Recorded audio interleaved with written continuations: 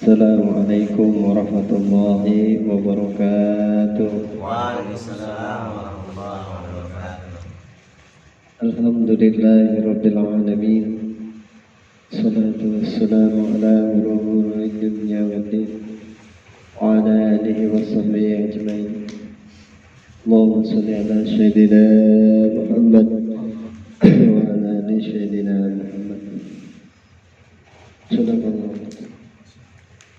وقد قال الله تعالى في آيات الكريم أعوذ بالله من الشيطان الرجيم بسم الله الرحمن الرحيم إنا أعطيناك الكوثر فصل لربك وانحر إن شانئك هو الأبتر صدق الله العظيم كما قال النبي صلى الله عليه وسلم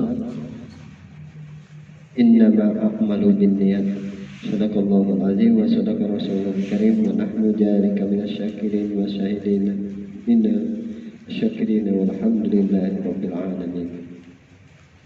Jemaah yang sama-sama mencari keridhaan Allah Subhanahu wa taala, bahwasanya kita bersyukur di hadapan Allah Subhanahu wa taala lagi dan lagi bagaimana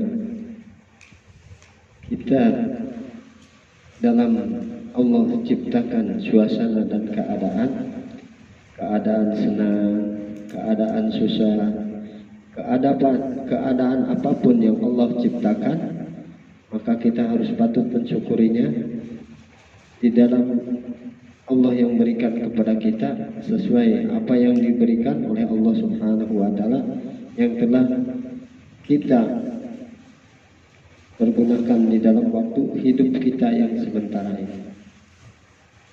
Bagaimana Allah Subhanahu wa taala telah memberikan kepada kita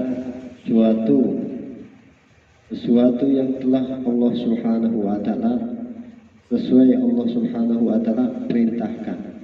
Maka kita bersyukur di hadapan Allah Subhanahu wa taala di dalam surat Ar-Rahman. Allah Subhanahu wa taala tegur kita sampai 30 kali. Fabi ayyi ala'i rabbikuma tukadziban. Maka nikmat manakah yang engkau telah dustakan? Itu makanya sampai 30 kali Allah tegur di dalam Al-Qur'an. Maka kita yang harus mensyukurinya. Bagaimana harus kita mensyukurinya adalah dengan kata taat kepada Allah Subhanahu wa taala. Nah, kita selawat dan salam ini adalah semoga Allah Subhanahu wa taala curah limpahkan kepada Nabi besar Muhammad sallallahu alaihi wasallam, para keluarganya, para sahabatnya serta kita selaku umatnya. Hadirin yang sama-sama dimuliakan oleh Allah Subhanahu wa taala. Kemuliaan umat akhir zaman ini dicemburui oleh para anbiya alaihissalam. Kemuliaan umat akhir zaman ini dicemburui oleh para anbiya alaihissalam. Saking mulianya umat ini, maka Allah Subhanahu wa taala akan berikan kabar bahwa umat-umat terdahulu, umat-umat dari mulai Nabi Adam alaihissalam sampai akhir zaman, tidak akan ada yang masuk surga yang lebih dahulu kecuali umat Nabi Muhammad sallallahu alaihi wasallam. Datangnya paling akhir, masuk surganya paling duluan. Itu kan dicemburui oleh para anbiya alaihissalam. Bukan itu saja, tetapi Allah Subhanahu wa taala berikan tugas daripada kenabian. Sampai-sampai nabi-nabi yang terdahulu ingin menjadi umat Nabi Muhammad sallallahu alaihi wasallam, saking mulianya umat ini. Maka kaum muslimin dan muslimat, maka kita harus bersyukur di hadapan Allah Subhanahu wa taala. Kita tidak minta kepada Allah Subhanahu wa taala. Kita tidak pernah tahu kita dijadikan menjadi umat akhir zaman. Allah Subhanahu wa taala ada 5 daripada Nabi ulul azmi minar rasul. Yang pertama adalah Nabi Nuh alaihissalam. Yang kedua Nabi Musa alaihissalam. Yang ketiga adalah Nabi Ibrahim alaihissalam. Yang keempat Nabi Isa alaihissalam. Yang kelima adalah Nabi Muhammad sallallahu alaihi wasallam. Setelah 5 Nabi ulul azmi minar rasul, dipilih lagi menjadi warasatul anbiya, nabi yang terbaik dan nabi yang terakhir, dan Nabi Muhammad sallallahu alaihi wasallam. Yang pertama Nabi Nuh alaihissalam, memohon dan minta kepada Allah Subhanahu wa taala agar dijadikan umat Nabi sallallahu alaihi wasallam. Seorang nabi bersimpuh kepada Allah, minta bagaimana dihidupkan kembali dan minta dijadikan umat akhir zaman. Kata Allah, tidak akan aku kabulkan permintaan engkau ya Nabi Nuh. Tetapi kata Nabi Nuh, aku minta kisahku ini, ceritaku ini dimuat dan tolong disebut-sebut dan diceritakan di dalam Al-Quran. Ada surat Nuh. Nabi Nuh alaihissalam tidak dikabul menjadi umat akhir zaman. Nabi Musa alaihissalam, dia meminta kepada Allah Subhanahu wa taala hal yang sama.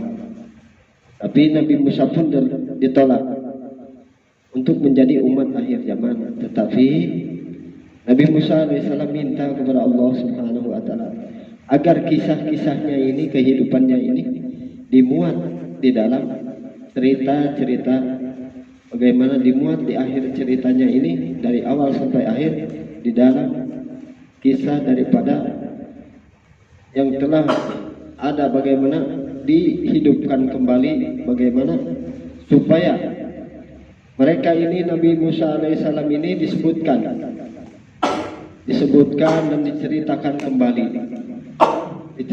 kembali agar kita bagaimana bisa disebutkan kembali, diceritakan oleh Allah Subhanahu wa taala, dan bagaimana Allah Subhanahu wa taala mengabulkan Nabi Musa ini supaya namanya dan kisah kehidupannya dimuat di dalam kisah umat akhir zaman. Itu ada di dalam surat-surat yang lain tentang kisah-kisah Nabi Musa. Terus yang ketiga adalah Nabi Ibrahim alaihissalam. Nabi Ibrahim alaihissalam meminta dan memohon kepada Allah Subhanahu wa taala dijadikan bagaimana dia umat, bukan seorang nabi lagi, jadikan meminta supaya dihidupkan kembali dan dimohonkan minta menjadi umat akhir zaman. Tetapi Nabi Ibrahim alaihissalam, dia tidak dikabul oleh Allah Subhanahu wa taala menjadi umat.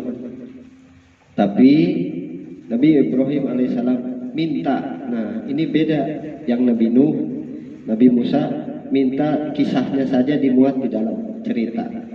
Tapi kalau Nabi Ibrahim alaihissalam bukan hanya cerita, tetapi namanya ingin disebut-sebut oleh seluruh umat akhir zaman yang beriman.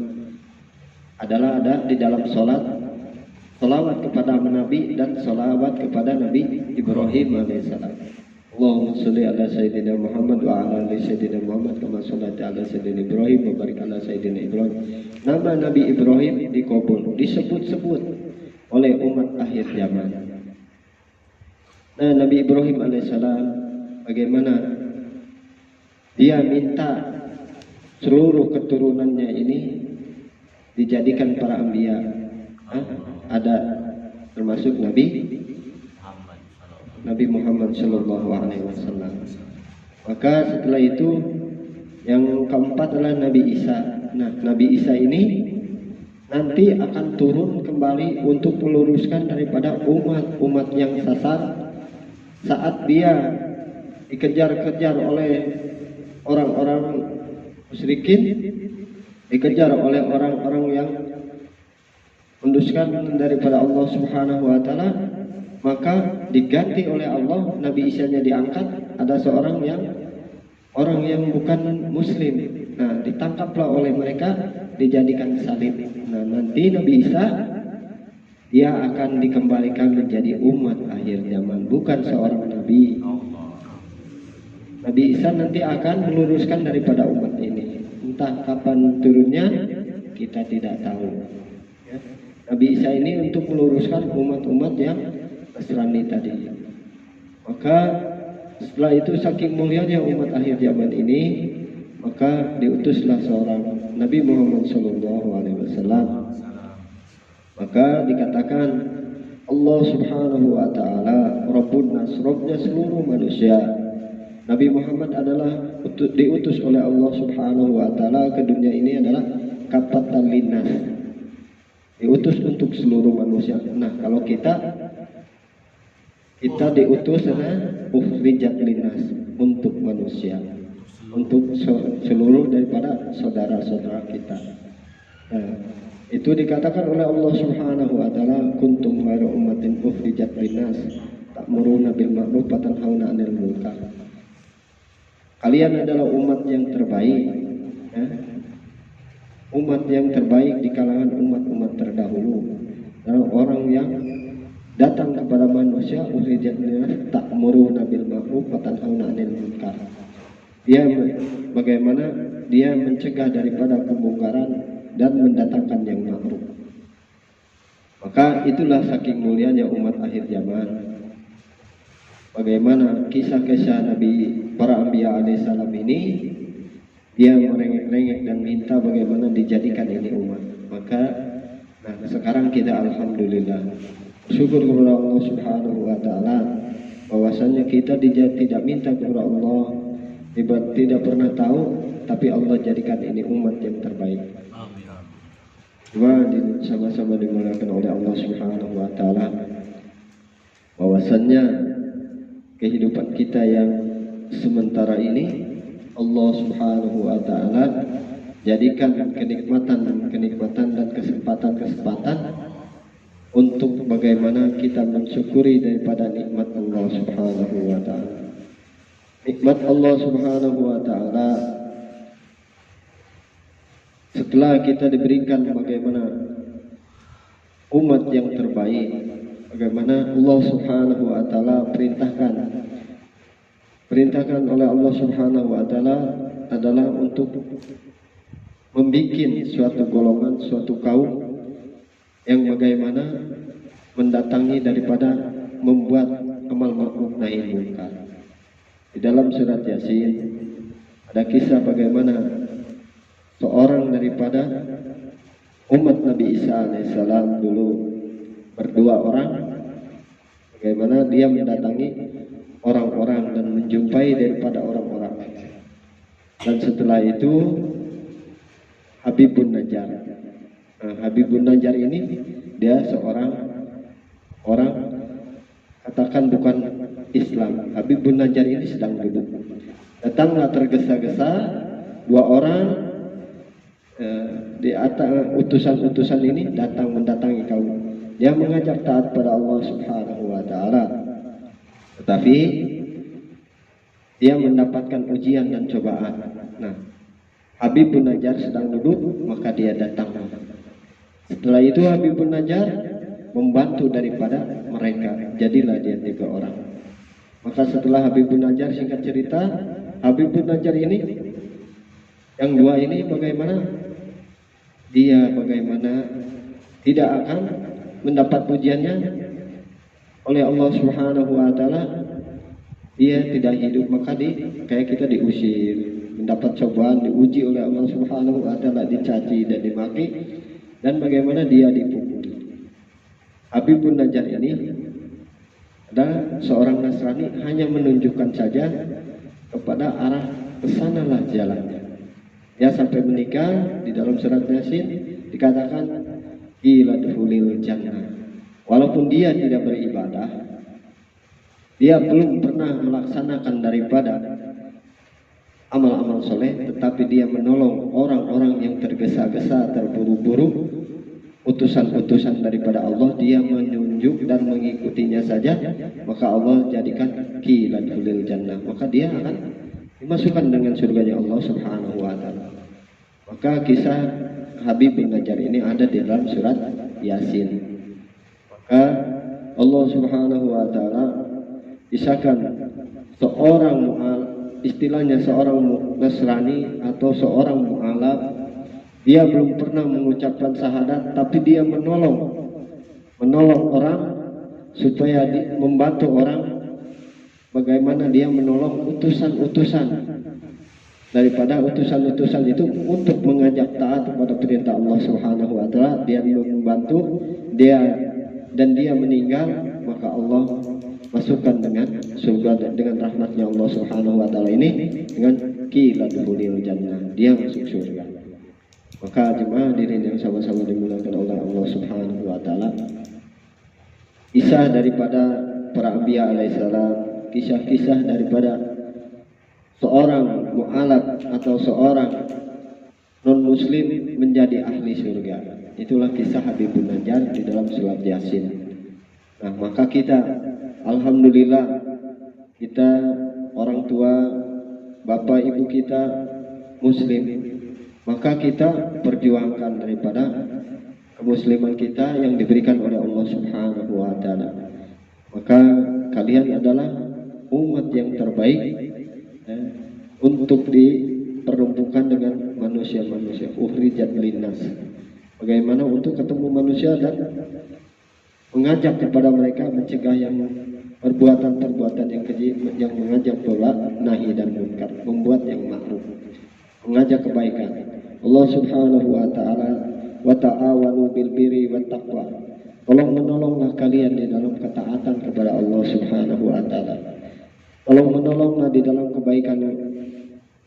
kebaikan-kebaikan yang diperintahkan oleh Allah Subhanahu wa taala. Jelas, wa ta'awanu bil birri wat taqwa, tolong menolonglah kalian untuk ketaatan kepada Allah, untuk takwa kepada Allah Subhanahu wa taala. Maka minimal kalau kita mempunyai, bisa mencegah daripada mengajak orang lain ini dengan tangan kita, dengan cara mengajak orang lain, bolehlah kita dengan cara dengan tangan kita mengajak, merangkul dan lain sebagainya. Kalau kita tidak mampu, maka dengan lisan kita. Kalau kita dengan lisan kita tidak mampu, maka kita tersirat di dalam hati kita bahwa itulah kemaksiatan yang benar, maka kita yakini bahwa itulah kemaksiatan. Itulah selemah-lemahnya iman, dikatakan oleh hadis. Bagaimana selemah-lemahnya iman kita ini? Minimal kita berdoa agar saudara-saudara kita ini mau taat di hadapan Allah Subhanahu wa taala. Bagaimana jemaah hadirin yang sama-sama dimuliakan oleh Allah Subhanahu wa taala, maka kita renungkan, kita pikirkan bagaimana diri kita ini sebelum lahir di dunia ini. Nabi Sallallahu Alaihi Wasallam telah pikirkan, Nabi Sallallahu Alaihi Wasallam telah risaukan sebelum dia meninggal, apa yang dia ucapkan? Ummati, ummati, ummati as-salat an-nisa. Maksud ummati ini tiga. Nabi Sallallahu Alaihi Wasallam yang pertama ummati.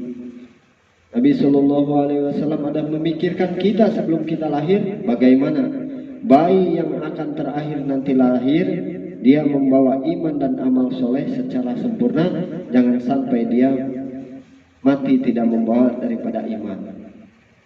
Bagaimana ummati yang dipikirkan yang kedua adalah bagaimana selamat daripada siksa-siksa Allah Subhanahu wa taala di yaumil padang mahsyar dan lain sebagainya, sampai Nabi Sallallahu Alaihi Wasallam berdoa, Rabbi ja'alni muqimas shalah wa min dzurriyyati rabbana wa taqabbal du'a.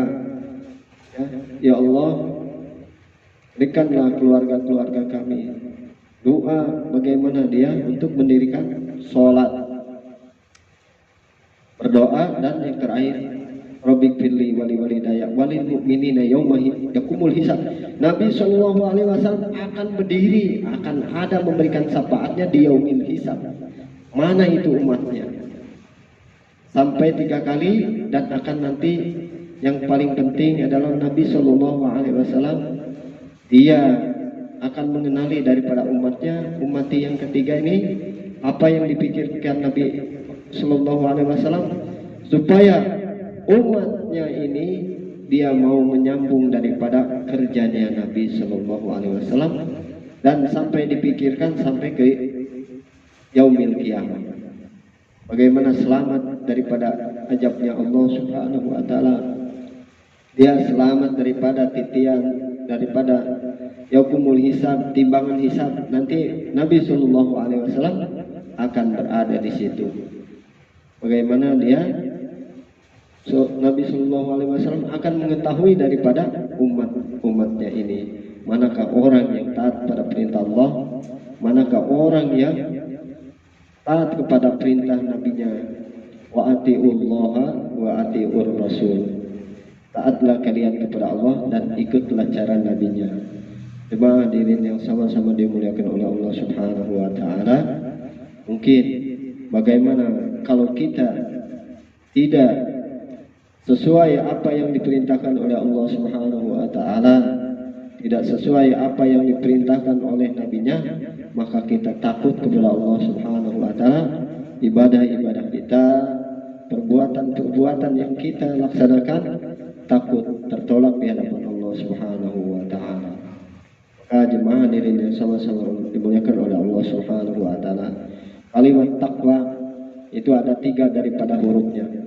Yang pertama T, takwa, taat berarti.